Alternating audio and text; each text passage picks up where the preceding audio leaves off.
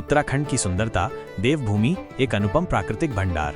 उत्तराखंड, जिसे अक्सर देवभूमि, देवताओं की भूमि कहा जाता है, अपनी लुभावनी प्राकृतिक सुंदरता के लिए प्रसिद्ध है।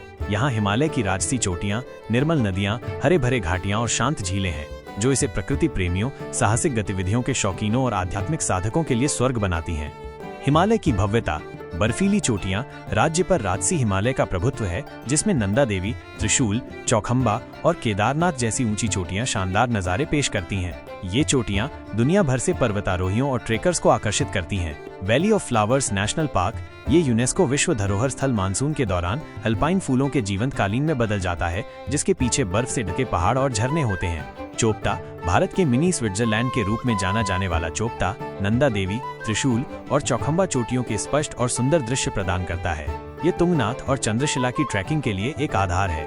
औली, एक प्रमुख स्की गंतव्य, औली में विशाल घास के मैदान बुग्याल गढ़वाली में है और ये हिमालय श्रृंखला के मनोरम दृश्य प्रदान करता है।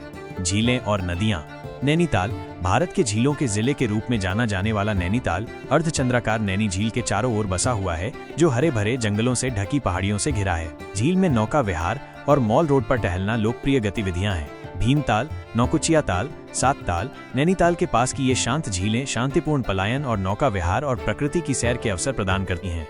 गंगा और यमुना नदियां, ये पवित्र नदियां उत्तराखंड में उत्पन्न होती हैं और इनका अत्यधिक आध्यात्मिक महत्व है।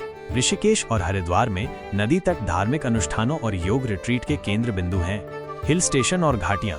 मसूरी, पहाड़ों की रानी, यह आकर्षक हिल स्टेशन मनमोहक झरनों, ऊंची पर्वत चोटियों और औपनिवेशिक वास्तुकला के लिए प्रसिद्ध है। ऋषिकेश, विश्व की योग राजधानी के रूप में जाना जाता है। ये गंगा के तट पर एक शांत हिमालयी शहर है, जो अपने प्राचीन मंदिरों, आध्यात्मिक माहौल और रिवर राफ्टिंग जैसे साहसिक खेलों के लिए प्रसिद्ध है।